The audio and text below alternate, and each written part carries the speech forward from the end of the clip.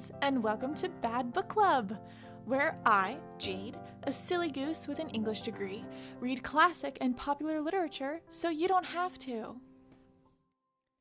Hello, book lovers. Welcome back to Bad Book Club. We had a little hiatus there, which was super helpful for me. I did a lot of planning for this season and for the next season, and hopefully all of the episodes will be better and more fun than ever. So before we get started on the very first episode of season 2, some housekeeping. Reminder, this season is all about science fiction and fantasy, and I've entitled it Adventure because, that's one of the overall connecting themes between those two genres.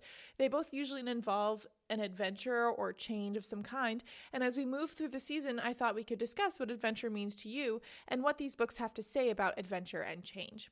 I chose adventure because last season you guys really loved it when I covered popular books, and science fiction and fantasy are usually very popular without being too high on most people's reading lists, so I thought it'd be perfect. Also, Bad Book Club has a Patreon now. I'm new to Patreon, so please be forgiving, but if you love the show, you can get fun extras and perks for less than a cup of coffee a month, all while supporting the podcast. This is created by me, myself, and I, and so I would really appreciate any and all of your support. You'll gain access to mini movie comparison episodes this season, as well as an extra bonus episode once a month, book and movie recommendations, and more. Lastly, this is a gentle reminder that episodes are now bi-weekly. I'm hoping this means the episodes will be better quality in general. So thank you so much. Let's just jump in right away to some of my intro for season 2. Let's go.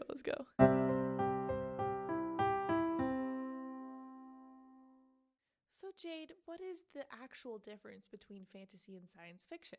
So this probably feels either redundant or brand new to you based on your experience with these genres, so I'm going to try and keep it simple and quick. In my opinion, despite the lumping together that these two genres often receive, they are and can be very different.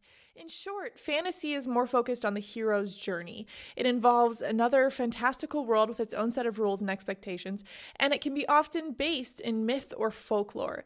It usually includes magical elements, creatures, and more. Fantasy tends to be overlooked in academic environments, but fantastic literature exists, including well-known works like Beowulf, Norse mythology like the Poetic Edda, 1001 Nights or Arabian Nights, Ovid's Metamorphoses, and more. Fantasy, as we understand it now, though, is mostly compared and, talked about with Tolkien and C.S. Lewis's works, but it also includes writings like Alice in Wonderland, The Wizard of Oz, and a very famous one, Game of Thrones. The biggest difference to me, anyway, between science fiction and fantasy is that science fiction, while based in a seemingly fictional world, is usually set in a world which we have the possibility of existing in. For example, it could be in the future, or a different dimension, or it might just have the existence of aliens mentioned. It also tends to be more of a comment on human nature and humanity, rather than the story of like a hero's journey. Often science fiction spells out the fall of humanity and our hubris and the possible consequences for our actions. So this includes titles like Gulliver's Travels, The Invisible Man, War of the Worlds, Brave New World, and more. So while science fiction and fantasy can overlap in a lot of ways, they're also fairly different, but both involve a suspense of your disbelief and fictional world and creative quests, so they should be fun to discuss on this season, Adventure. You have to whisper it like that if you're going to say it to anybody, by the way. Adventure. For our very first episode of Season 2, I thought we would start softly and on a fun note with Percy Jackson and the Lightning Thief by Riordan. I chose this one for our first episode because it's incredibly well known, it's a fun read, and I can use it to discuss the popular tropes of the genre with you. I would classify it as young adult fantasy, so fantasy for people who don't want to read like tomes and are just looking for like a fast, fun book. So with that being said, I think we should just jump into summary.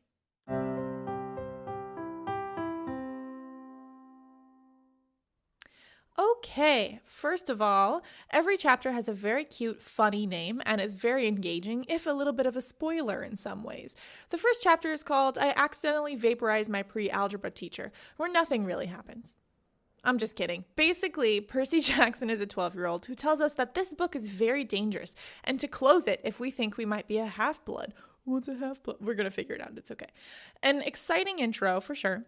He goes to a private school for troubled kids in New York, and he tells us a bit about his life, starting with a field trip he took with his class. They go through like the rooms of this museum where Percy and his class and his best friend Grover are walking around and looking at the long-lived items. His teacher, Mr. Brunner, a distinguished man in a wheelchair, calls on Percy to ask him about some mythology and history. I'm not going to dive too deeply into it yet, but we'll get there.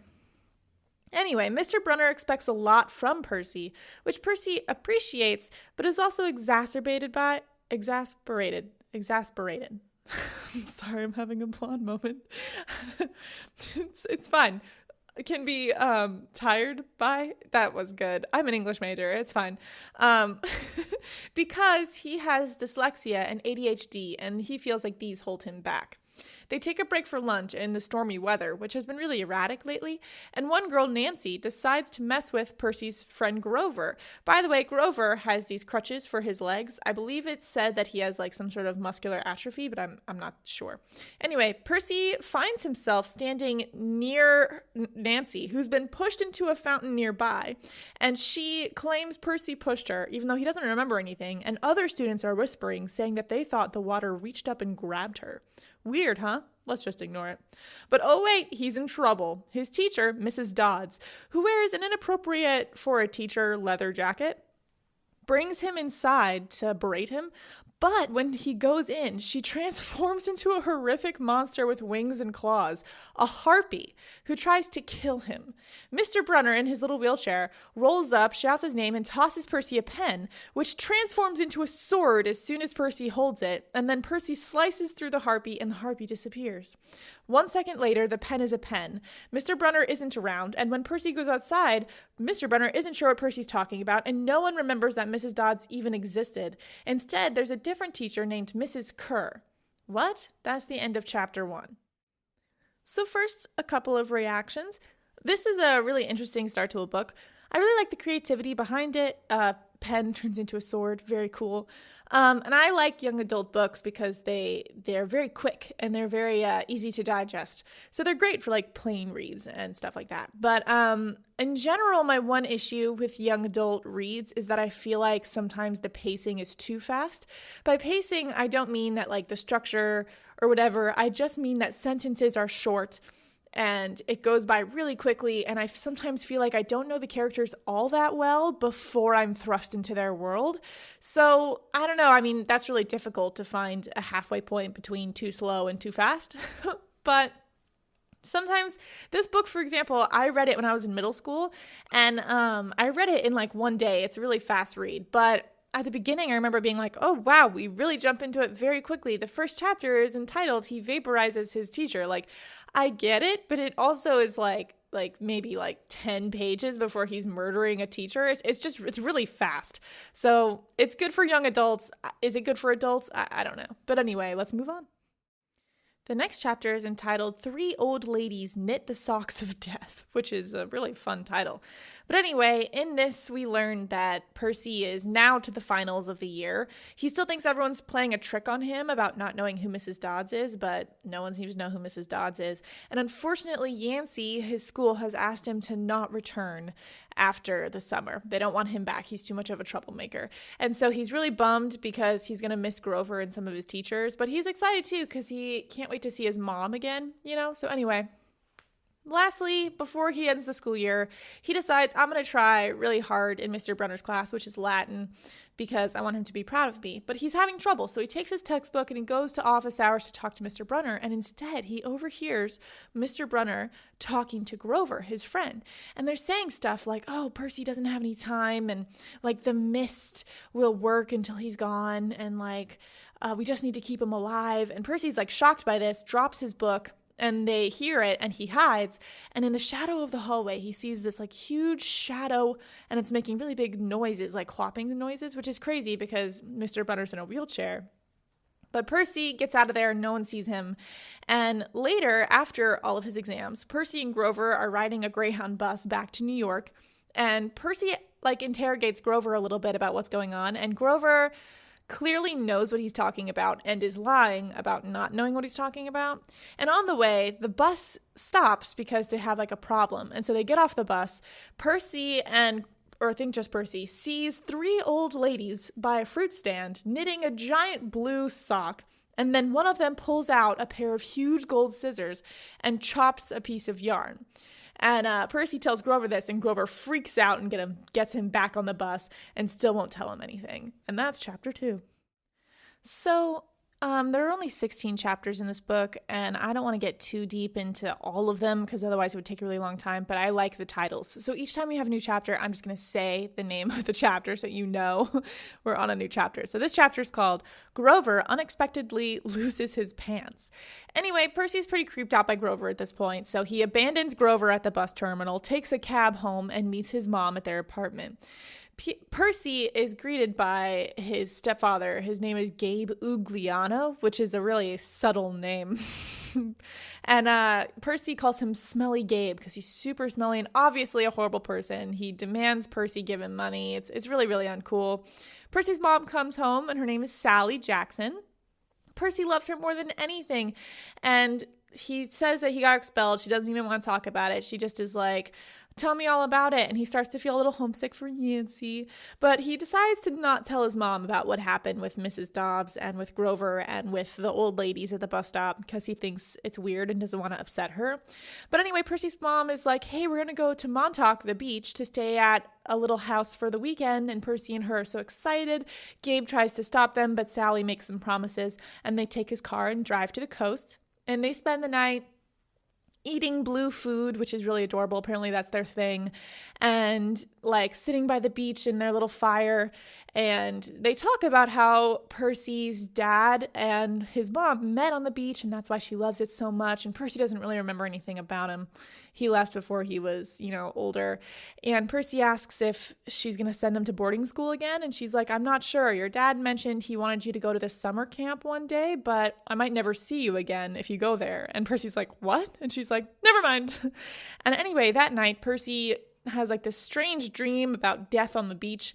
And then when he wakes up, there's a hurricane outside, which is really odd. And then Grover is knocking at the front door, frantic. But instead of being like, with his crutches, Grover has furry legs and cloven feet.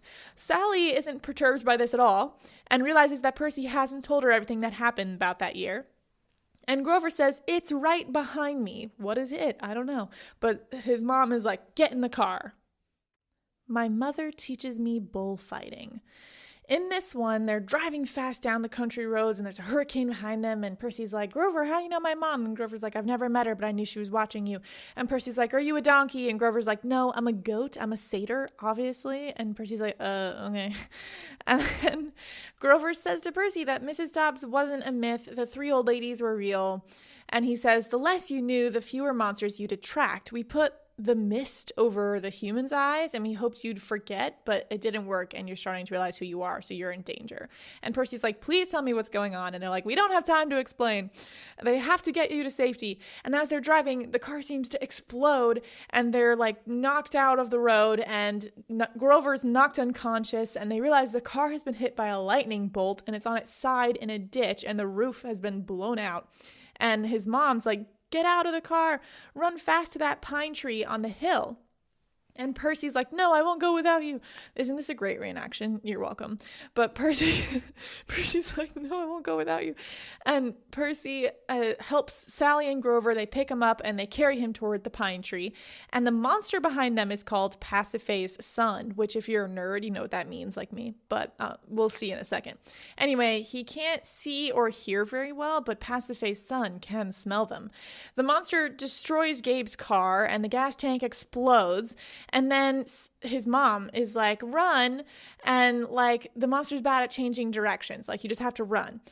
And so the monster gets closer and closer. And Sally is like, go on without us. Like go as fast as you can. And Percy starts to do that and then sees the monster charging at him. And he jumps to the side before the monster gets him. And then the monster's like, I missed you. And then the monster leaps for Sally, grabs her, holds her up and then like choking her, and then she turns into a glow of light and she's gone. The monster charges at Grover, who's still on the ground, but Percy is super upset, waves his red raincoat around, gets the monster's attention, and the monster charges at Percy, and Percy jumps up onto the monster's head and holds onto his horns, and then after like a struggle, he pulls one of the horns out of the monster's head and like he falls backwards and hits his head on a rock, and the monster charges him again, and he uses the horn to stab the monster like in the chest or whatever, which is like super exciting, and he dissolves just like Mrs. Dobbs did.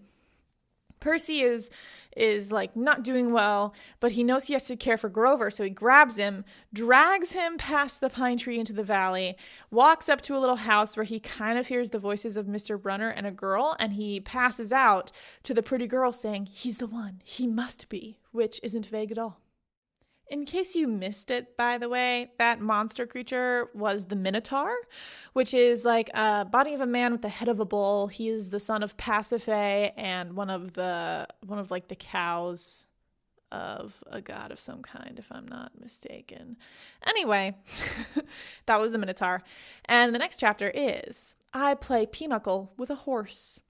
Percy is like passed out and he's nursed back to health by that pretty girl with like curly blonde hair, and she feeds him pudding that tastes like popcorn, which is really interesting. And she asks him all these strange questions, but Percy doesn't understand what she's talking about. She just mentions like the summer solstice.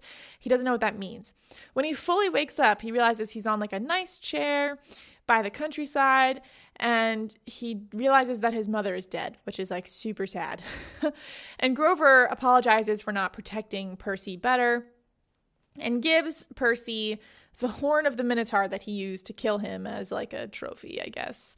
Percy drinks a special drink, which actually reminds him of his mom's chocolate chip cookies, which is also strange. And Grover takes Percy to meet someone named Chiron and also someone named Mr. D. And on the way, he notices a ton of kids that are like running and shooting bows and arrows and like, you know, like play fighting and whatever. And they're all wearing shirts that say Camp Half-Blood. And he goes to Chiron and Mr. D, who are playing a game, and the pretty girl with the hair is there too. And Chiron is actually Mr. Brunner, and Mr. Brunner was looking after Percy at, you know, the school. And Mr. D is the director of Camp Half-Blood, and he reminds Percy of Gabe because he's not very nice and he's kind of ugly. And the pretty girl's name is Annabeth, and she tells Percy that he drools a lot, which is, I'm sure, very charming. And Percy plays a game of Pinochle with Mr. D and Chiron. We learn basically that Mr. D is Dionysus, and he is the god of wine, and he's been sentenced to work at Half-Blood Hill for a couple hundred years before he can come back to Olympus because Zeus is punishing him. And Percy is like, what? This is fake. I don't believe this. And they're furious, or Mr. D is furious, and he leaves. And Chiron and Percy stay there. And Chiron tells Percy all about the gods, and how they've moved around for years following Western civilization. And like right now, like they're in America. And Percy's like, okay, you're crazy. But he's like, here, I'll walk you around. And he realizes that Chiron is basically a centaur. He has a horse bottom and a man top, which is super exciting. He takes Percy to cabin 11, and Percy's like, I don't know what cabin 11 is, but he takes him to cabin 11 and introduces him to a bunch of people there. I become Supreme Lord of the Bathroom. Not me, Percy, just so you guys know. Anyway, Chiron shows Percy around the camp. It's gorgeous. There's an arena, stables, outdoor eating area, and then there are 12 cabins arranged in like a horseshoe formation. And Percy actually thinks too that he sees some movement in the attic of the farmhouse as they leave, but Chiron's like, nothing's up there. Leave it be, Mr. Questions. I'm sure he says it just like that too. And anyway, they get to the cabins, and it's explained to him that there are 12 cabins for all of the gods and goddesses, and there are 3 cabins that are empty. And those are the cabins of Zeus, Hera, and Poseidon, I believe. Yes. Sorry, checking my notes. Okay.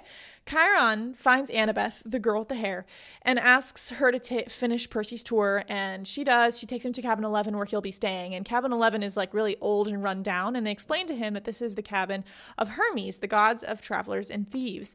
They meet Luke, who's kind of in charge, and he says, yeah, anyone who's undetermined stays here in our cabin because they don't know who's like God is Percy's parent yet, because they're like, you had to have been, you know, like a demigod or whatever because you killed the Minotaur and no one else could do that. But we don't know who your parents are. So anyway, Percy comes across this girl named Clarice. She's the daughter of Ares, member of Cabin 5. For those of you who may not know, Ares is the god of war. Fun facts. Anyway, she comes up to Annabeth and Percy, and she is not very nice. And she reminds Percy of that bully Nancy from the beginning. And Clarice is like, we're going to take you to your initiation with all of her friends. And basically, it's just giving him a swirly.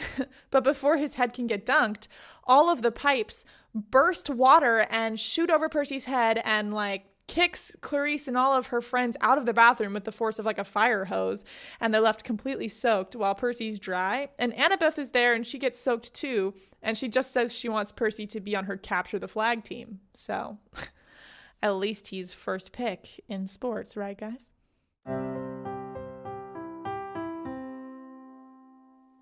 Okay, so some reactions before we get too far into the summary. I'm really liking it. It reminds me of Harry Potter. It's simple, it's easy, it's fast. I think it's funny while being lighthearted, and I think it grapples some serious topics. I would say that what I enjoy about it is, so far, is the intertwining of mythology and also the hero's journey. So I'm going to talk about the hero's journey more at the end, but I really like their intertwinement, and I like the gods and the myths and whatever. It's really interesting. Mr. D and Chiron and the Fates. It's really good. So anyway, I like that. What I am not the biggest fan of is that young adult has this issue, like I mentioned, where the pacing is too quick. It's not only that the pacing is too quick, it's that I feel like certain things aren't fully fleshed out, and I feel like some choices are too young. So, for example, with Camp Half-Blood, how many adults are there? Like, how many kids are there? Why are they wearing, like, T-shirts that say Camp Half-Blood? Why do all of them have T-shirts like that? That seems odd. It's stuff like that. Like, I have so many questions. What does it look like? How big are the 12 houses? Where are the 12 houses situated?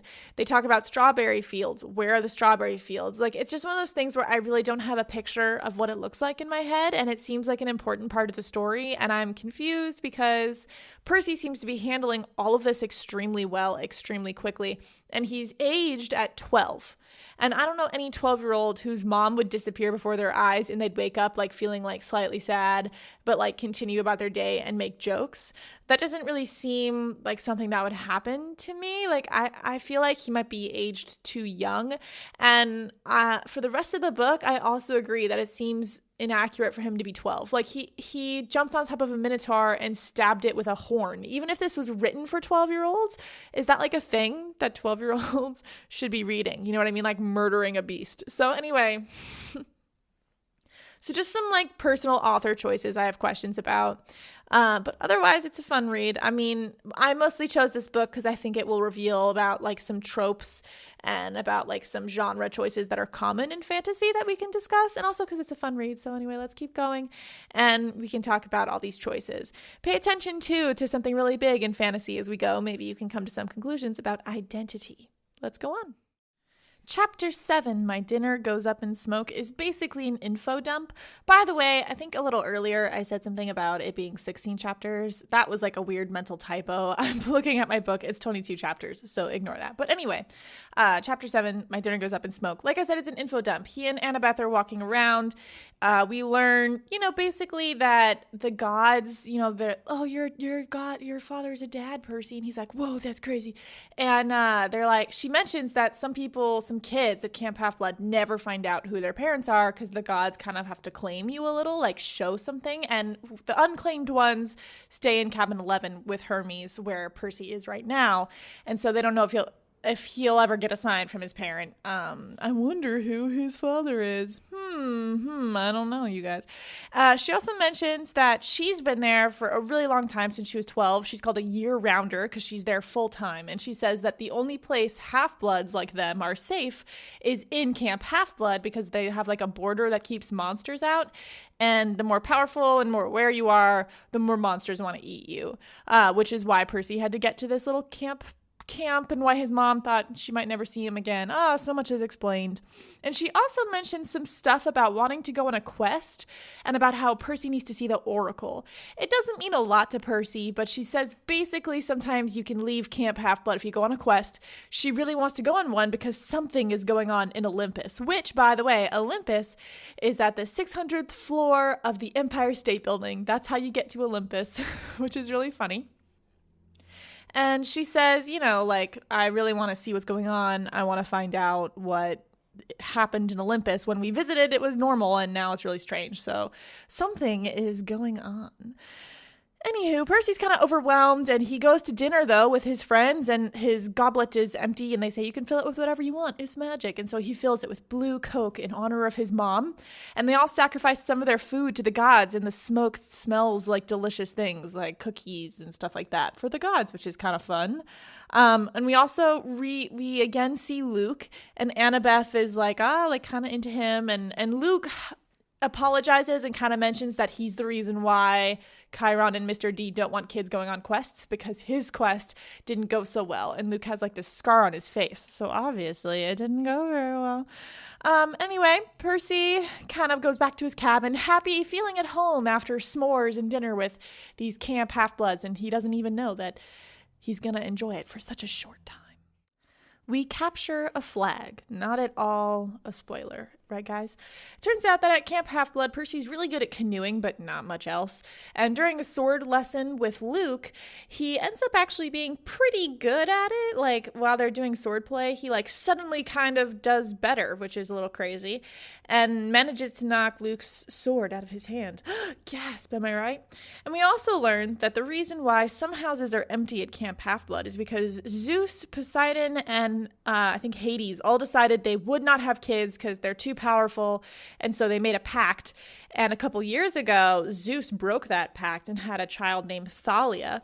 And through some dramaticness and stuff like that, Thalia was on her way to Camp Half-Blood with Grover, in fact, and her other friend. And monsters were after them, and before they could make it to the border, she got turned into a tree, and she died. And Zeus is the one who transformed her into a tree. And she's that pine tree that sits at the edge of Camp Half-Blood, which isn't grotesque and odd in any way. And anyway, it's capture the flag time, and Annabeth is in charge of her own team because her mother is Athena, which is very exciting. And it's Athena, Apollo, and Hermes versus Ares, Hephaestus, and all the other cabins because of numbers. And the rules are basically stay in Camp Half-Blood, magic is fine, and try not to kill each other. Annabeth posts Percy kind of in a random spot, and he's a little bit what? And he's standing there, and then Clarice, daughter of Ares, is super mad and comes up and fights him, and he falls into the creek. And then suddenly, quote unquote, the water seemed to wake up my senses as if I'd just had a bag of my mom's double espresso jelly beans. I didn't realize they had espresso jelly beans. But anyway, he kicks Clarice's butt, and they all fight, and he knocks their lights out, and he breaks Clarice's spear, which is a big deal because it's a magic spear that was given to her by her father, Ares. And during that time, Luke captured the flag. And they're like, oh, Percy was put here as a distraction so Clarice would attack him because Annabeth said that that's what would happen. And Annabeth takes off this hat that made her invisible, which is pretty cool beans. But before they can do too much else, this hound comes out of nowhere and attacks Percy. And it's really crazy, and they all go quiet, and it goes through his armor, and it's really bad, and Chiron shoots it, and he's wounded, Percy is, and Annabeth is like, Percy, step into the creek, and so he does, and the water, flows up his body, heals himself, and then above his head, the water goes above him and does an image of a trident, and all the campers kneel before Percy, because guess what? It's such a surprise. His father is Poseidon. We all saw it coming. Did you not see it coming? All of this, literally chapter 1, the water reached up and was like, ha, gotcha, bully, and I was like, obviously Poseidon, his one thing is water. But anyway, let's move on.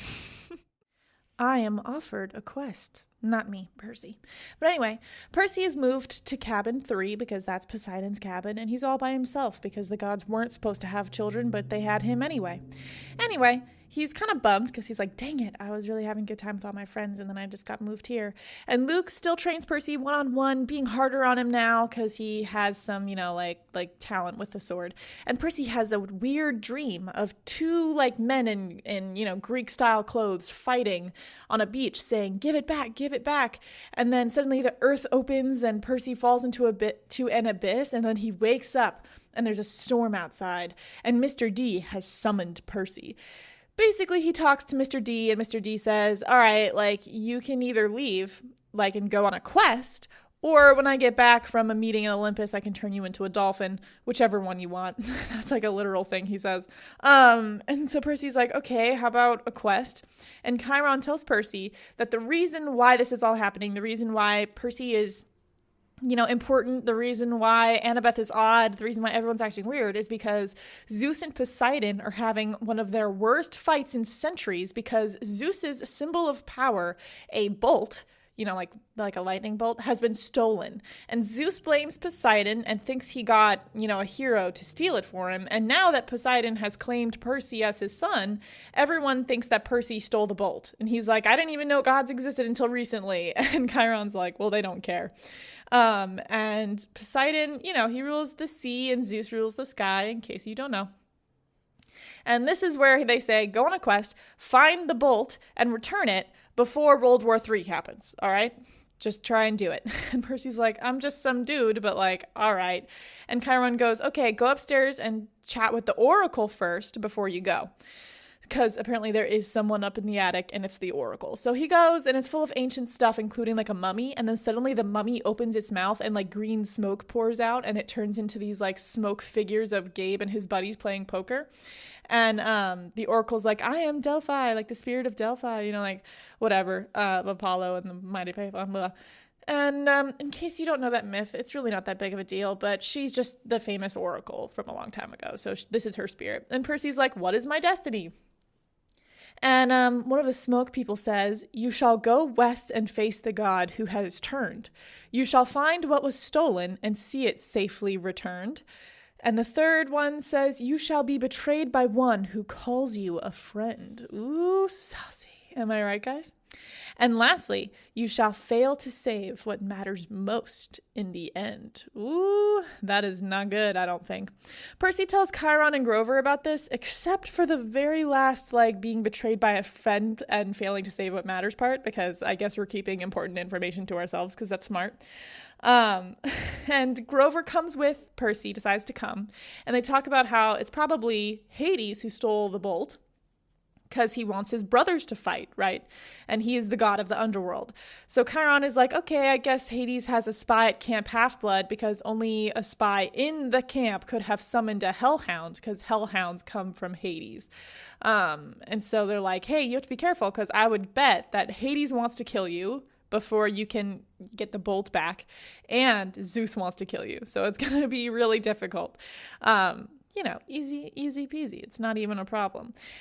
Anyway, Chiron and Percy, like Percy's like, I don't know. And Chiron has to like comfort him and be like, your dad needs you to do this because the gods can't go into each other's territories. So Zeus can't go into the ocean, Poseidon can't go into the sky. They can't go into Hades' realm. So Poseidon needs Percy to go there. That's probably why he claimed him.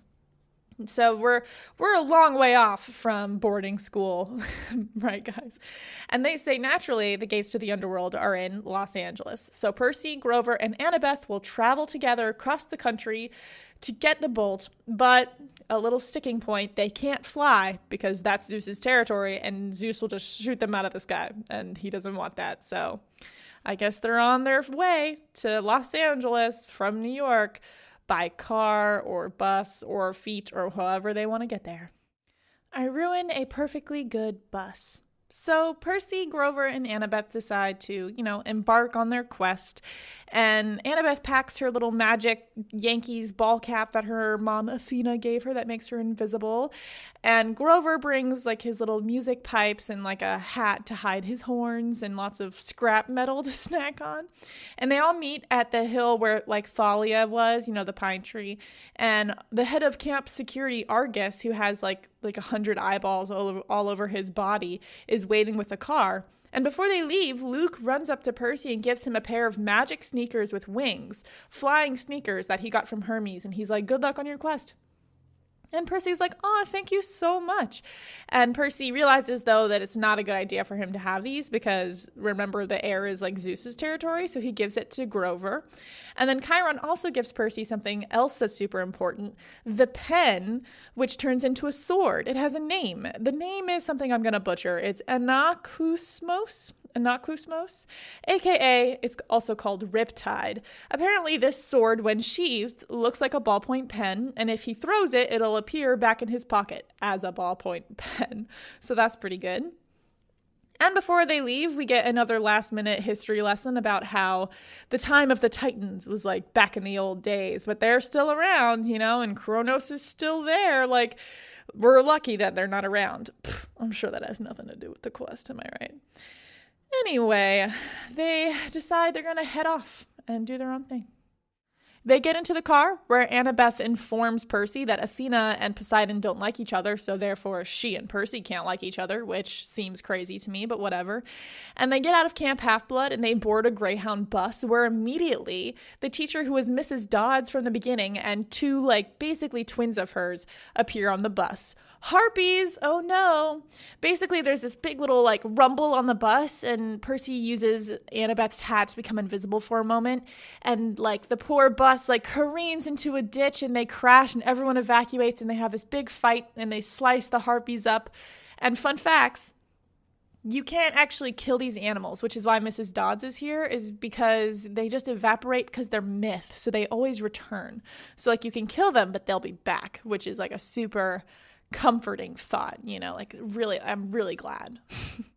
We realize that these harpies are sent from Hades, and a tourist manages to take a picture of Percy. Now, here's the time I tell you something that I didn't tell you before. Percy is apparently wanted in connection with his mom's disappearance, so he's been all over TV as a suspect and person in question, and so it's really bad that his picture was taken. Anyway. They keep on heading off in the right direction. On foot this time, because I forgot to tell you, the bus explodes. So they fight the monster, they get off the bus explodes. There we go. All done with that chapter. Moving on. We visit the Garden Gnome Emporium.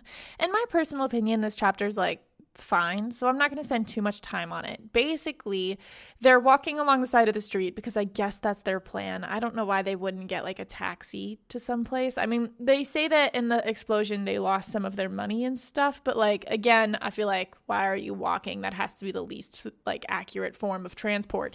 And they start to smell something delicious, and Annabeth and Percy are overcome by it, and they run at this building called Auntie M's Garden Gnome Emporium, and they go inside and see this woman who's covered from head to toe in a black gown and veil, and she offers them free burgers and shakes, and Grover's really feeling nervous, but they walk inside and they eat this food, and along the way they see all these statues, and they're like, oh, are you a ceramicist? And she's like, oh yes, this is what I do. I sell these statues of kids, satyrs, animals. And Grover's like, hey, one of these looks like my Uncle Ferdinand, which is super fun. Surprise, surprise, she ends up being Medusa. Percy, Annabeth, and Grover have to fight for their lives as she tries to look at them and freeze them into statues. Eventually, Percy manages to chop her head off with using a glass ball to watch her in as she approached. And when her head is cut off, they cover it without looking at it to save it for later because they think it might be important. But instead of saving it for later, that's what they're oh, should we save this for later? They're it could be good. Percy's no. He decides to pack it into a box and he mails it to Mount Olympus with his best wishes. Now, personally, I don't really know where this action comes from. Percy so far hasn't been someone that I think of as taking risks. In terms of doing anything interesting, he seems to be one of those people who's I don't believe in gods and goddesses. And then he got to camp and then he literally just got attacked by some people. And that's really been his whole personality up until this point. So to send someone a decapitated head in a box to your father in Mount Olympus and a bunch of gods seems really erratic behavior to me from Percy at this point. So I guess what I'm trying to say is characterization so far is is good while being a bit questionable, I guess. I mean, he's supposed to be young, so maybe this is, impulsivity. Anyway, they find an address to the underworld in Los Angeles at Medusa's, place of business, because it turns out Hades is one of her customers. So useful. We get advice from a poodle. So they decide to camp in the middle of the woods where there's some people like to party. In this chapter, there's a lot of conversation, and we learn a bit more about Grover and a bit more about Percy. So what we learn about Grover during this, little campfire night camping, taking first watch conversation is that Grover really wants to do this thing that all satyrs do, which is go on a search for Pan, who's the god of wild places. He's basically a god that disappeared a long time ago, and he's the god of satyrs, and so they've been searching for him for a long time. But every satyr who goes on a quest to find Pan never comes back, which is super depressing. And Percy tells Grover the only reason he's on this quest is to try and get his mom back from Hades, because if you go to the underworld, he's hoping he can bring his mom back from the brink of death, which is super dark and exciting. And they also talk about how when the Furies found them on the bus, the harpies, they were saying, where is it, rather than where is he, as in Percy. So they think they're looking for an object. I wonder what the object could be that they're looking for. And anyway, Grover says he knows that Percy's going for his mom, but he thinks he might want to impress his dad. And Percy's like, and they all fall asleep. Percy has a dream about standing at the edge of a big chasm in a cave, and a voice rises out of the deep and says, I will give you what you want. And an image of Percy's mom appears, and Percy realizes he has no voice. And the evil voice says, help me rise, bring me the bolt. And Percy's and it tries to pull Percy in, and Annabeth wakes Percy up, and it's morning. And Grover is sitting with a poodle and says that he can talk to animals, and the poodle ran away from a rich family and says that they have a reward for him, so they can return him to the owners, get the money, and head out, because the poodle says the westbound train leaves at noon. So, a poodle gives him help.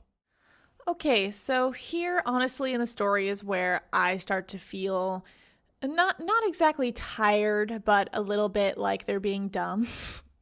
So reactions so far, this is a great story, but it's really not formulaic, but kind of. So each chapter is very enclosed. Each chapter is a topic.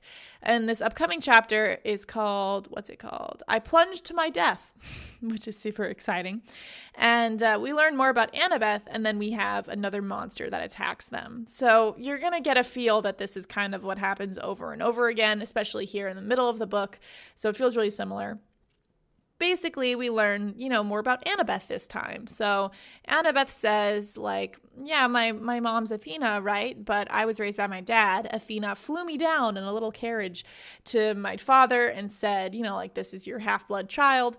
And she likes her father, but her stepmother was really cold and totally ignored her. And when the monsters came, she ran away from home and went to Camp Half-Blood instead. So that's really sad. And using the money they got from giving the poodle, as a reward, they take train tickets to Colorado. And during a stop in St. Louis, there's a 3-hour layover, I guess, of trains, which I didn't know trains had that long of a layover, but whatever.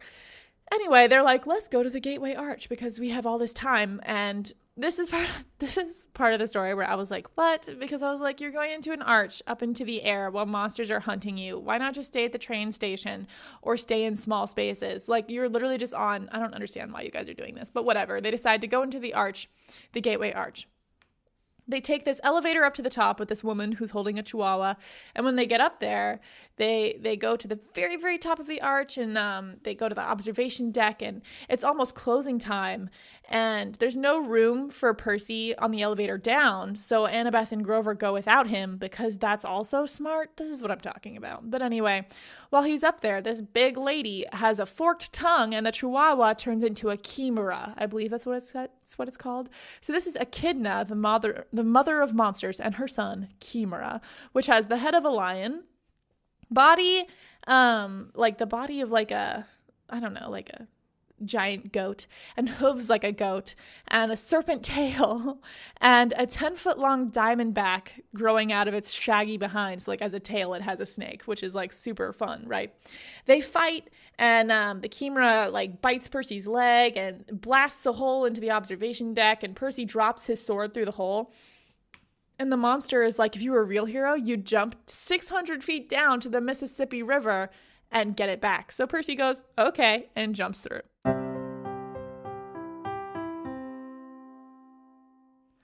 All right, so the next one is called A God Buys Us Cheeseburgers. So that's super exciting. Basically, they stop at this little car wash and they use this like little hose to send an Iris message. The goddess Iris is like the goddess of rainbows. So you can send messages through like rainbow, like when you do the spray of with the water, you know what I mean.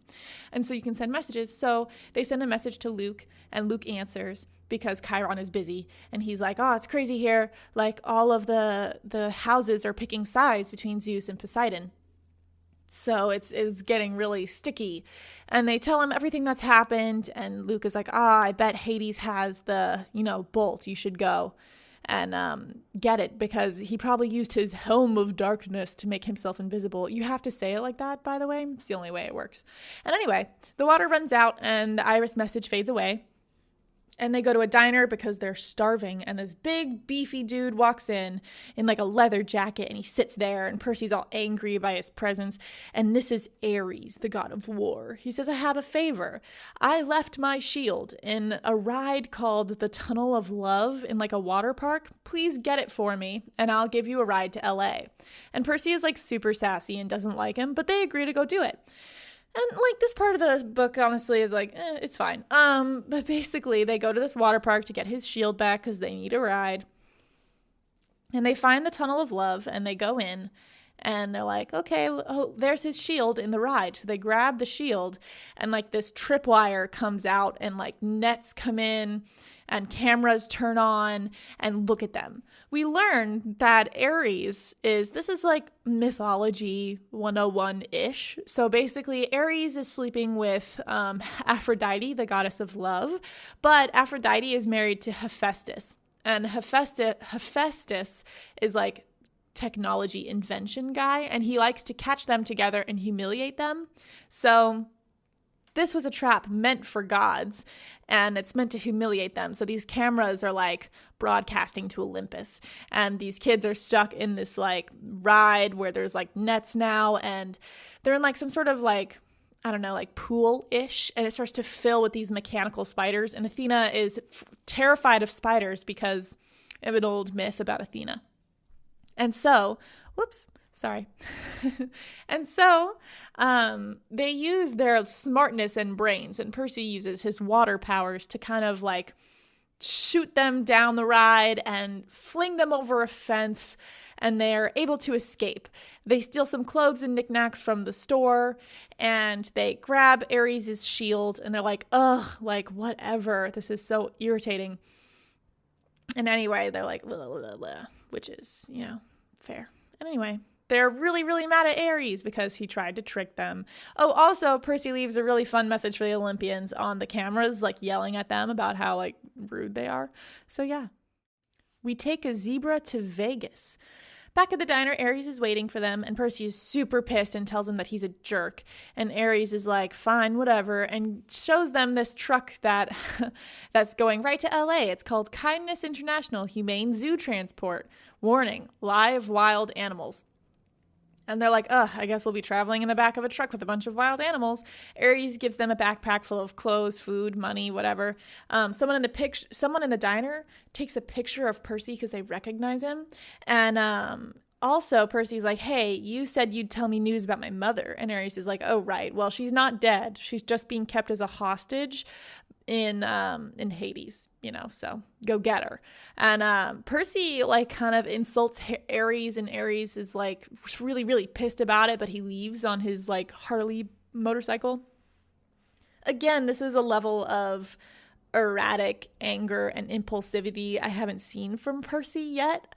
I feel like it just kind of bursts out of nowhere, which is, I guess, fair enough characterization-wise. Anyway, They get into the truck, then they find a bunch of sad animals inside, including like a zebra and a lion and like an antelope creature. Grover is super sad about it, and they try to feed them and be nice, and they all have heart-to-hearts in the back of the truck. And basically we learn that, like I said before, Grover was with Thalia whenever Thalia turned into a pine tree. Well, Annabeth and Luke were also there, and Grover failed in his mission to get Thalia back to camp because Thalia died, but Annabeth and Luke got home, so that's why he's not like a full satyr yet, and he's really sad. Percy tries to cheer him up. And then Annabeth also tells Percy a bit more about her home life. So she says she went back to her dad one summer, but the monsters smelled her and attacked, and her stepmom was super rude. So she came back. Obviously, these kids have a lot of parental issues because, you know, they want to be loved and they want to make their parents proud. And it seems like their parents don't really care. Percy falls asleep and has another dream where he can see the pit, and he overhears the voice in the pit talking to another familiar voice that says, yes, the exchange went well. And why didn't I steal the Master Bolt and just give it to like my lord? And the voice is like, excuse me, please stop asking these questions because Percy is here. So it's like weird. It's weird because Percy in his dream has like an eavesdrops on a conversation between the voice in the pit and another voice talking about an exchange of some kind. That's the the boiled down version. They wake up and the truck has stopped in Las Vegas, and they get out, and by the way, the zebra talks to Percy a little bit and thanks him, and Percy's like, oh yeah, Poseidon invented horses, that's why I can hear the zebra, which is like an interesting tidbit. But anyway, they go to the Lotus Hotel and Casino because they invite them in, and inside they're blown away by a huge lobby and game room. And a bellhop gives them these credit cards with unlimited credit. And they're like, there's no bill. Have a great time. And they're playing in there and they're having the best time. They're treated so nicely. They shower. It all seems a little too relaxed. And Percy has this nagging feeling that he should talk to his friends, but he can't figure out about what. And then he talks to another guy next to him at the slot machines, I believe, who's named Darren. And he asks Darren what year it is. And Darren says 1977. And Percy's like, oh no. And he realizes that all the guests are from different years. And after a lot of effort, Percy is able to grab Annabeth and Grover. And on the way out, he's like, you guys, like, this is crazy. We've been here for a long time. Like, we can't stay here. Like, our minds are being messed with. We have to go. And on the way out, a bellhop is like, do you want platinum cards? Like, it's a whole new thing. And they're like, run away. And when they get outside, they look at the newspaper, and it's June 20th, which means they've been in that casino for 5 whole days. It was the Den of the Lotus Eaters, by the way, which is another sort of myth about how they lure people in and you stay there for forever and you never realize how long time is going on for. Anyway. They realize that since it's been 5 days, the summer solstice is in 1 day. So they have 1 day left to get to their deadline or, World War III. We shop for waterbeds. So they get a taxi from the Lotus Casino with their Lotus Casino credits, and they go to Santa Monica Beach directly. So they did like a lot of this trip really quick, like on a whole taxi cab ride. And when they get there, Percy walks into the ocean, and he kind of floats down to like this trench, and the water spirit comes out of the trench and is like, okay, hey, good thing you came to Santa Monica. Here are these 3 pearls, and if you're ever in need, smash one. Also, don't trust Hades. And Percy's like, cool, thanks, goodbye. And he leaves. And we also learned, by the way, that in that overheard conversation, Percy tells Annabeth and Grover that he also heard that the voice in the pit wants 2 objects, not 1. So the one they know about that he suspects is the bolt, but what's the second object? And he wonders if the voice in the pit isn't Hades' voice, but someone else. I wonder who it could be. Do you have any guesses? It's a very subtle story, and if you don't understand who it could be in there, then that's okay. Anyway, they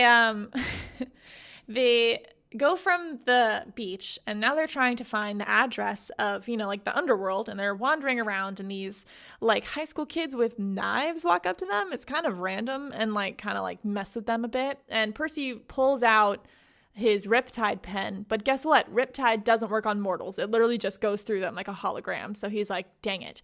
And they run away from these kids, And they see, by the way, while they're in town, Percy is seeing like Gabe, his stepdad, on the TV crying about Percy's mom. And Percy's like, ugh. But whatever. Anyway, they're running away and they run into Krusty's waterbed palace, which, by the way, sounds like the worst possible place to buy a waterbed. Why would I want to buy a crusty waterbed? That sounds like the worst possible thing I could buy. But anyway, a guy walks up to them who looks like a raptor, quote unquote. And he's like, hey, I'm Krusty. Welcome to my store. Like, you should look at my waterbeds. And Annabeth's like, okay, and like lays down in a waterbed. Very interesting. And Krusty snaps his fingers and ropes bind Annabeth and Grover to their beds. And Percy's like, oh my God, like this guy's gonna kill us. I cannot get roped up. So he's like, I'm gonna pretend to be interested. And he's like, why don't you test this out for me? Like, I don't know how this all works. Like, is this a comfortable waterbed? And Krusty's like, let me show you, and jumps on the bed. And Percy says the same word that Krusty said, which is ergo. And ropes pop up and binds Krusty, who we learn is actually Procrustes, which is super fun. And Percy uses Riptide to decapitate him. There's a lot of decapitation in this book for a 12-year-old hero, but sure, it's fine. Percy frees his friends, and behind the desk, they see like the address for the underworld, which is DOA Recording Studios, that it's right around the block. So they're right nearby. Annabeth does obedience school. So they go into this recording studios, and inside it's all black leather, and these like transparent people are sitting around, standing, and there's a security guard standing behind a desk, and there's like elevator music playing, and they're like, hey, we want to go to the underworld. And this guy's name is Charon. He has a little name tag, and he's like, no living people go to the underworld. And Percy's like, how about if I give you all these drachmas? What are drachmas, Jade? They are an ancient coin, and throughout the book they've had a couple of drachmas. They're used amongst the myth and monsters people only. They didn't have a ton, but Percy found all of these drachmas at Krusty's, and so he like just drops a ton on, is like, how about now? And Charon is like, okay. By the way, Charon is different from Chiron. They're really similar. I believe it's pronounced Charon. In the book, it says it's pronounced Charon, like Care Bear, and then the word on, like off and on. So it says it's pronounced that way. And Charon's job in mythology is to escort the dead across the river Styx. And so this is what he does. They get onto the boat, and he takes them across the river Styx, and the river is like really upsetting and really dark, like oily water. It's really gross with like dead fish and plastic dolls and soggy diplomas, it says, which is really a big bummer.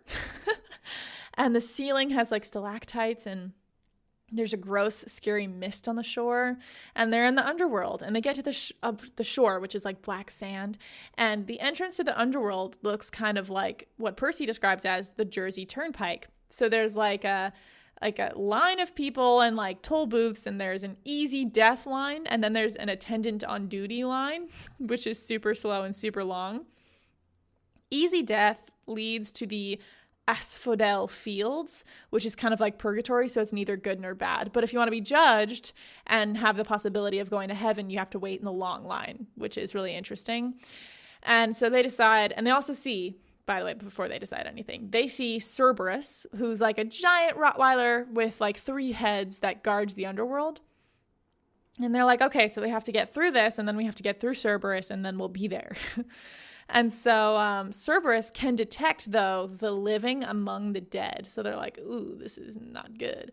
They get through the little toll booth area, and they get to Cerberus, and Annabeth is like, oh, I have an idea. Why don't I grab this random red rubber ball I took from the water park and try to play fetch with him? And Cerberus is like super excited, and she throws it, and he like tries to play and runs away, and it's really adorable. And while he's gone, they go through the metal detector, and it's like magic, but no one's around to see them because there's a metal detector in the underworld, I guess. And Cerberus is like crying and whining because his friends are gone, which is really, really sad. And Annabeth cries because she's like, the dog. We find out the truth, sort of. So they walk through the underworld, and there are basically 3 places you can be. There's Asphodel Fields, which is huge and swampy and black trees, and it's kind of depressing. There are the Fields of Punishment, which is just as lovely as you think it would be, with rivers of lava and minefields and barbed wire. And then there's Elysium, which is a lovely gated community with like houses of every period of history. And Percy's kind of sad because he's like, wow, there are not a lot of people in Elysium who like actually choose to do nice things. That's kind of a bummer. But they walk through the Asphodel Fields for a while, and then they see Hades' house, which is like a palace of obsidian, and they see the Furies flying around. And then on their way, all of a sudden, Grover's magic shoes, the ones with the wings that Luke tried to give to Percy, they fly without Grover telling them to and drag him away from Hades' house to like a narrow cave. And the shoes are going super fast and Grover can't take them off. And they see the tunnel widen into a huge pit the size of a city block. And because Grover has hooves and not feet, the magic shoes actually, one of them frees itself from his foot and shoots into the chasm. Is it chasm or chasm? In my brain, I say chasm. Whatever, it's fine. Grover hangs onto like a big rock while the other shoe is trying to pull him down into the pit. And Annabeth and Percy save him. And they're like, oh my God, that's so like crazy. And Percy's also like suddenly like really tired. He's like, oh, I feel like someone put rocks in my backpack. It's so heavy. And Grover's all beat up and they hear some whispering. And Annabeth is like, oh my God, Grover almost got sucked into the entrance of Tartarus. And Percy takes out his sword and they stand there for like a little bit, but they're super freaked out. And they realize nothing is going to come out. So they bolt out of there. And they're like, wow, something is not happy that we got away. You know, honestly, for kids who claim to be such experts about like myth and mythology, I think it's a little strange that none of them recognize what's in Tartarus. Like I told you earlier in this podcast, and you probably remember, and Percy was literally told the same information at the beginning of the book several times. And Annabeth has lived her entire life in the mythology world, and she doesn't know who is in Tartarus. That's like a really key thing to know about mythology. Like the things that I know about mythology might be a little bit more than other people, but there's like a couple things I know, and it's the names of the main gods and goddesses and who is Zeus's father and where he is now. That's like the 2 things I know because they're like a really big part of the storyline. So I was like, what do you mean something wasn't happy? Like, what do you mean you saw a huge pit and a voice coming out of it and you don't know who it is? So I found that a little unbelievable and a little annoying. It's like they know really detailed stuff, like Athena's story with Arachne, which, by the way, is this girl who can weave. And Athena's like, I bet you can't weave better than me. And Arachne's like, yes, I can. And then she does. And Athena's all mad. So she turns into a spider. And that's where spiders come from. And spiders hate Athena's spawn because of that. So that was a really long explanation. I'm just trying to tell you that Annabeth knows that story, but she doesn't know that like Kronos lives in Tartarus, which is like a really basic fact. This is like you telling me you've read the entirety of Leaves of Grass by Walt Whitman, but you don't know what comes after M in the alphabet. Like, I'm like, what? Anyway, they make their way to Hades' house, and they see all these spooky, like, carvings in his gates, like, and there's Persephone, like, carvings, you know, made out of jewel. And, oh, yeah, Persephone's also in the garden, and they're like, I see some of Medusa's, like, statues, too, and they walk in, and there are skeletons of, like, guards there. Like they're alive. They're like skeletons though. And he sees Hades for the first time and he says he actually looks godlike. He's like 10 feet tall. He's wearing a huge robe and has like a crown of gold on. And they have this whole conversation and Percy calls him uncle, which I think it makes sense, but it's a little weird. And Hades is like super angry. He's like, how dare you like pretend you like keep up this pretense after what you've done? And Percy's like, what did I do again? And Hades is like, you stole the bolt and my helm of darkness. So that's the other object that's missing. And Percy's like, I thought you started this war. And Hades is like, why would I want to start war? I already have a huge surge in dead people. Charon wants a raise. I don't have time for this. It's pretty funny, actually. He's like, yeah, I have no money to take care of like a war where like tons of dead people are going to come into my realm. I really, really don't want that. And Percy's like, okay, well, I didn't steal your helm and I don't know where it is. And Hades is like, yeah, you do. You have the bolt. And Percy's like, no, I don't. And Hades is like, yeah, it's in your backpack. You literally brought it here. And Percy's like, what? And he opens his backpack and there's the bolt. It's in there. It's like metal. It's like a metal lightning bolt is in his backpack. And he's like, oh my God, I've been tricked. Because who did he get the backpack from? Ares. He got the backpack from Ares. Hades is like, I know that you came here to come for your mother. And she, like, her beautiful figure, like being choked by the Minotaur, shows up in like this gilded cage. And he's like, I know you have the pearls, but there are 3 of you. But there are 4 now with your mom. So who's going to stay behind, Percy, if you try to take your mom? And Percy is like, I'll come back for you, Mom. And they all smash the pearls under their feet, and Percy leaves his mom behind, which again, I feel like is a really adult decision to make for a 12-year-old, but sure. And these little bubbles pop up around them and they float up to the, earth, and they land on a Santa Monica beach, and LA is on fire. So that's really great. He's like, I have to return the thunderbolt that I have to Mount Olympus. I have no time, and I have to talk to the god who tricked me. Ooh. Okay, so this next bit is a bit, I don't know, contrived in my opinion, but it's still good. So let me say, they get up to Monica, St. Monica Beach, and they're standing there and they see Ares on his bike, and Percy's like, oh, I'm gonna whip him. I'm really, really mad. And he talks to Ares, and he basically finds out that Ares has been dreaming of the pit too and taking some instructions from it. And he wants war to start because, he's the god of war. So he's like, yeah, war, yay. And so he had someone else steal these symbols of power because he has the helm on him. And he mentions that as soon as Percy was supposed to go into the underworld, he arranged it so the bolt would appear in the backpack. And he says Percy was supposed to die in the underworld and get Poseidon really angry and get Zeus and Poseidon to battle. And Percy's like, well, I didn't, so ha.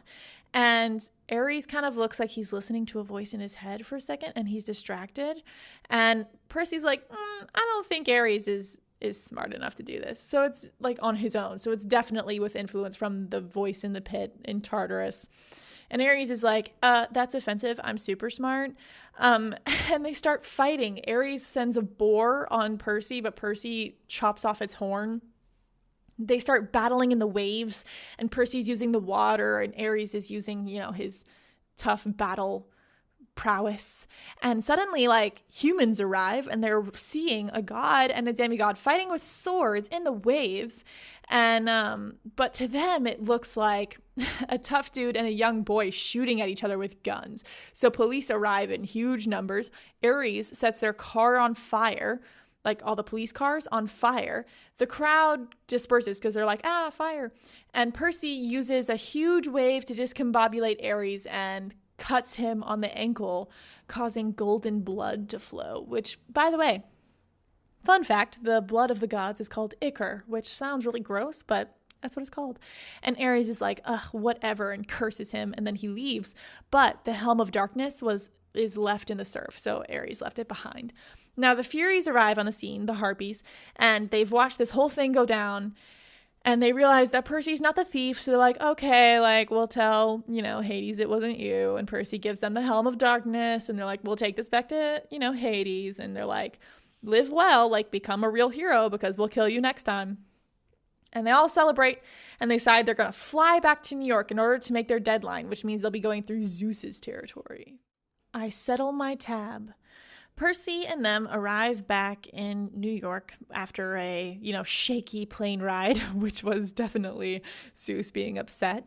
And Grover and Annabeth go directly to Camp Half-Blood to tell Chiron the whole story. But Percy is going to hand deliver the bolt to Zeus. So he goes to the Empire State Building and asks the front desk how to get to the 600th floor. And the guard is like, you're crazy. But then Percy pulls out the lightning bolt and he's like, hey, okay, here's the key. And then the elevator will take you to the 600th floor. And Percy's like, cool. So he rides to the elevator to the 600th floor, which I imagine takes 10,000 years. And he sees, a big mountain in the clouds. And it's a huge, beautiful crumbling city with mansions. It's so cool. It's Mount Olympus. He walks through up to the palace, which is white and silver, and he enters into a massive throne room, and in it there's the 12 thrones in a U shape, just like the cabins, and the thrones are empty except for Zeus and Poseidon, which are like huge giants, and they're arguing, and Zeus is in like a blue suit, and Poseidon's wearing a Hawaiian shirt and like Bermuda shorts, which is really funny. And Percy kneels in front of his dad first, which Zeus is like, how dare you? But Poseidon's like, he's literally my son, so chill. And Poseidon's kind of like meh with Percy. He's not like super warm or cold. It's kind of interesting. But Percy tells Zeus the entire story, gives Zeus the bolt. And Percy's like, hey, by the way, I think Kronos from Tartarus might be making some moves to come back. And Zeus is like, we're not talking about this. And Percy's like, okay, bye. And Zeus is like, thank you for the bolt, but never fly again. And Percy's like, okay. And Poseidon gives Percy a little bit more information about Kronos, but he's like, Zeus has decided not that we can't talk about this, so we can't talk about it anymore. Poseidon also gets really small and talks to Percy about his mom and says she's alive and she's been returned to their apartment in Queens, and that when he gets home, Percy, he'll have to make a choice, but he doesn't tell Percy what choice he'll have to make. And he mentions that Percy's mom is a queen, but he doesn't want Percy to have a hero's life because, you know, he did really good here, but the hero's life is sad. So Percy walks out of Mount Olympus and everyone's kneeling to him out of respect, which is super cool. And he takes a cab directly to his apartment where his mom is there, and she sweeps him into a hug, and he's like, oh, Mom. And it's very sweet. And Gabe has moved all of his stuff into her room and just been like super rude to the apartment since she left. And he realizes that Gabe has hit his mom. And it's happened before when Percy was away at boarding school, and Percy is super mad. And they go into Percy's room, and he sees the package he sent to Mount Olympus, which he knows is Medusa's head. So he tells his mom that she can dump Gabe and go to school and write novels if she wants, because he can turn Gabe to stone. And she's like, Percy, don't do that. Like, leave it with me. Leave the head with me. And I'll make my own choices because I'm an adult, which I thought was like a nice little, you know, like little, I'm a mom, you let me make my choices. I thought that was really nice. And she's like, I think, Percy, you know, like, I didn't live with your dad because, you know, your actual real life dad, because I don't want to have a god take care of me. I want to do my life my way, which was super cute. I really like that. And Percy goes, okay, well, I love you a lot, Mom, but I'm going to go to Camp Half-Blood for the rest of the summer. And then I'm going to decide whether I'll ever come home again. And he leaves that night, which again, strange choice for a 12-year-old. The prophecy comes true. So it's the end of the camp year, and they each get a little bead to put on, like a bead, like a bead, to put on bracelets that is themed with the year. And this year it's a little trident for Percy, which is really cute. And they throw a big party in celebration of their quest, which is super nice. And Percy's mom writes him a note with telling him she made a statue of a life-sized man called the poker player. So she used Medusa on him, which is really brutal and hilarious. And she just wants to know that you can come home and I love you, no pressure. So Hephaestus's cabin for 4th of July does fireworks, and they're watching the fireworks, and Grover's like, oh, by the way, I'm going to go and be a searcher and search for Pan. And they're like, well, good luck. And he goes about his life, and, you know, they play capture the flag or whatever. And like I said, it's the end of the year. So that was a summary of what happened during the summertime. And the last night of summer arrives, and anyway, Percy is like, I really found my true family here. I'm so happy, and I haven't decided whether I'm going home or not. And he has to realize he makes his decision by noon the next day. So he's like, all right, well, I guess I can, you know, take a walk to try and figure out what to do. And he sees Luke in the arena, like fighting with some straw dummies with his new sword, the Backbiter. And it's special because it can kill both humans and gods. And it looks really intense. And he's like, that's a strange gift, but okay. And Luke's like, hey, let's go into the woods and find some monsters to kill. And Percy's like, okay, which is whatever. But they go into the woods, and Luke drinks a Coke out of a real Coke can, which is weird because they don't have Coke at Camp Half-Blood. So where did Luke get these? And Luke is being really awkward and strange. And then Luke snaps his finger and fire comes out of the ground and a scorpion crawls out. And Percy realizes that Luke is the friend that will betray him and is currently betraying him. And Luke tells him that he was the one who used the Helm of Darkness to steal the bolt. And he's going to kill Percy with the scorpion and leave Camp Half-Blood. And Percy's like, why? And Percy's like all like frozen and like, for like, I forget why. I think he's poisoned or something. So he's like, don't move. And Percy realizes, oh my God, I'm going to die, which is super interesting. But anyway, Luke is continuing his monologue. He says he convinced Ares to let him go free, being like, oh, like, because Ares caught him stealing it. So he's like, Ares, let me go free. Like, you can have war. Don't you love it? And that's how Ares met Kronos. And Luke serves Kronos too because the gods are a waste of space and he hates his dad. That seems to be like a lot of motivation for these kids or their relationships with their parents. The scorpion lunges for Percy. Percy cuts it with Riptide, but the scorpion manages to bite him anyway. By the way, bite, sting, it's a scorpion anyway. He calls for help from the local wood nymphs after Luke leaves to carry him to safety. And he sips on some of that like weird liquid that Annabeth gave him at the beginning that tasted like popcorn. It's called nectar and it has it's like a healing medicine. And he comes back to life and he feels really weak, but Annabeth is there and he's happy to see her. And Chiron's there too. And he's going to tell Mount Olympus what happens. And Percy's like, we have to look for Luke. But Chiron's like, chill. And he's like, we know that Kronos wants Percy to be dead. And you have to decide whether you're going to stay here or not. And then Chiron leaves.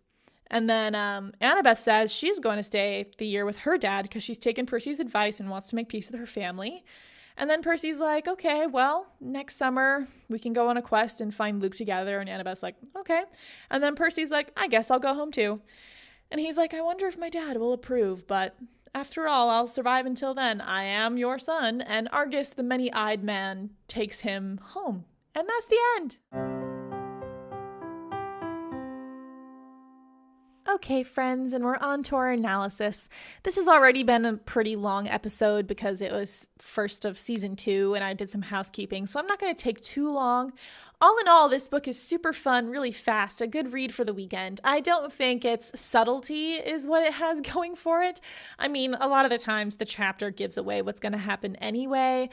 All of the monsters are pretty predictable to me, and the plot is pretty predictable. I mean, we know Luke is the bad guy basically from the start, in my opinion, because he has like a weird scar and he's really good at fighting, and he gives Percy like a gift for no reason. It's all very suspicious. So like Luke being the bad guy is not really like a super surprise twist. It being Kronos is also not a surprise twist. I'll say the plot of like the helm being stolen as well is fun and surprising. And I like the battle with Ares and some other stuff that goes on. I think that this book could have been edited down a little. I think some of their adventures didn't need to happen. So like the waterbed thing, we don't get a lot out of it. It just happens. Like they find drachmas there, but that's literally it. So I don't know why you'd include it. I think Rick Riordan has really grown a lot in his writing since this book because I've read some of his other stuff and it's really good. So not that this isn't good. It's just that I feel like you can tell this is a bit more juvenile. It's just, I feel like in a book, you should only mention things that happen or mention things that affect the story later on. So why include some of these things? Like, why include any information about Medusa if it's not going to have an effect later on? Or if you're going to include Procrustes and his drachmas in the waterbed, have them use that knowledge later as like a boon to help them. I think that like it's a little bit of a weird situation that he just gets handed these pearls that like save him in the underworld, after all of his tribulations with monsters that he gets nothing out of. So it's just one of those things I'm like, I don't know. The middle of it is like a little bit wishy-washy for me. The ending is where it really shines. And even then I'm like, what 12-year-old goes home for one night after they thought their mom was dead? Like, who's like, I'll just stay for one night, mom. Like, I'm glad you're alive, but I'll just stay one night and then leave. No one does that. So plot-wise, it's not, like really amazing. And also characterization-wise, I think it's good. It's definitely not bad, But I wish he was older. I think all of his choices would just make so much more sense if he was older. This story reads to me as 14, 16-year-old behavior, not 12-year-old behavior. I mean, he's chopping the heads off multiple monsters for the entire book. And he's like 12. I'm like, no. You fight the god of war, Ares, and you cut him and you expect me to think that's believable as a 12-year-old. I know you're a demigod, but like, it's just not believable. So, in my opinion, the age thing was wrong. I'm a forgiving reader, though, as you can tell. I'm not judgmental in any way. Anyway, getting back to my judging. What I really wanted to talk about with this book, though, was the hero's journey, because I'm going to be referencing it, I think, in a lot of our other fantasy reading this season, and I thought this book would be just a really helpful way for me to lay it out for you. The hero's journey is this plot device that's been around for the longest time ever that is very helpful for defining the fantasy genre. It's been used for Harry Potter. You can identify it in the Odyssey all the way back. And I thought we'd talk about it a little bit so we can identify some of the elements together. Essentially, the hero's journey is it's the journey emotionally that your main character takes from the start of your book to the end. So let's go through it, shall we? Let's talk about it. It starts in the ordinary world, and there's like pictures of it online. It's built as like a circle, right? So you start at the top and you're in the ordinary world, and we meet our hero. So we start, in his classroom on a field trip, and we meet Percy. It's the opening leg, Then there's a call to adventure of some kind of catalyst, and the hero has to decide what to do about it. So I would say this is when he fights Mrs. Dodds. That's a catalyst. He can't go back after that event happened. But very important part of the hero's journey is number 3, refusal of the call. So the hero digs in their feet and is like, no, this isn't real. So I would say that's when he abandons Grover at the bus station, or when he goes home and doesn't tell mom any of the stuff that happened to him. He just wants things to be normal despite the fact that he knows it's not. But basically, this leads to just, if the hero refuses to call, you have to be pulled along somehow. So what happens here is there's a hurricane and then there's a monster, and he gets dragged to Half-Blood Camp basically against his will anyway. And then you meet the mentor, number 4, who's Chiron, obviously. That's our mentor. He's wise and he helps the hero. So this would be, like wizards are really famous mentors, like Harry has Hagrid and Dumbledore and stuff like that in Harry Potter. Number 5 of the hero's journey is crossing the first threshold. This is where the hero really enters the world in earnest and becomes committed to the journey. And I would say this is like basically the first or second day after he gets to Camp Half-Blood, maybe even during like his conversation with Annabeth and all that jazz. So anyway, he's there. He's in it now. He's not going back. Number 6, tests allies and enemies. This is the part of the book that takes up the most amount of time. I think you could guess what part this is. This is where he finds a quest. This is where he has his, capture the flag. That's literally a test. He has, he goes through with Annabeth and Grover through all of these tests. He has Krusty and the Chimera and Medusa. Those are all tests, allies, and enemies. He meets them all. Number 7 is approach to the inmost cave. Now, it's not like a real cave. Cave just means the most dangerous spot in the book. So he's preparing to go to the most dangerous part of the world that he lives in, which is the underworld. So this is in the lead up beforehand. I would say this is probably when Ares is like, I'll take you there, and puts him in a truck and they're on the way. And then he goes to the Santa Monica beach and he gets the pearls. That's like approach to the cave. They're about to be there. And then randomly Krusty is there, but whatever. Number 8, the ordeal. Now, weirdly enough, this doesn't have to be the climax of the story, but it is the hero's darkest moments. So he is in the underworld and he realizes his mom is there, but he can't save her right now. And he has the bolt. He's been tricked. He's like, oh my God, I have to do something about this. And he decides we're going to leave. So they smash the pearls and they go. Number 9 is reward.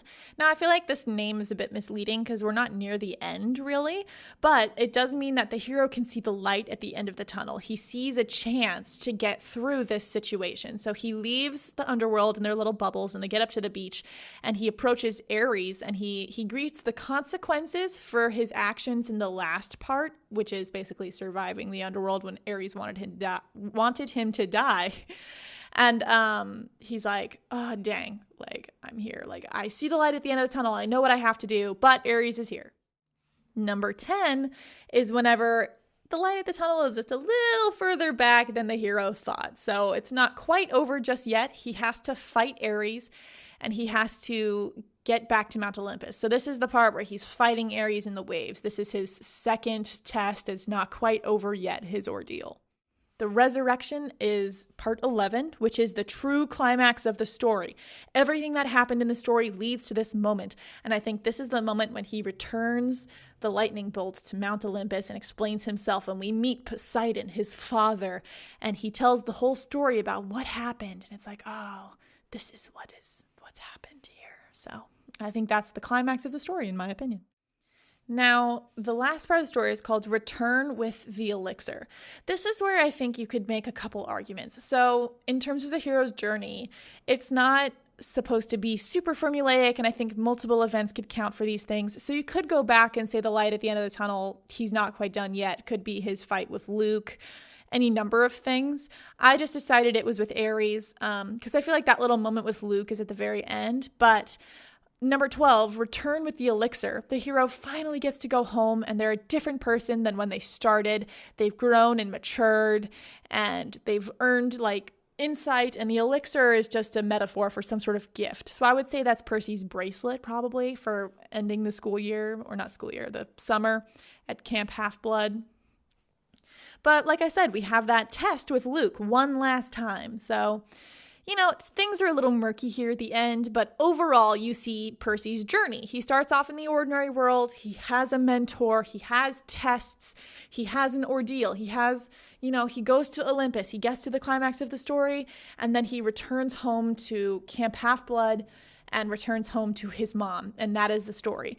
And I just thought this was important to cover because almost every fantasy book and story has this. It's really important, and it can help us identify certain parts of the story and how a character matures over this system. So, anywho, I just wanted to talk about that a little bit and give you the rundown.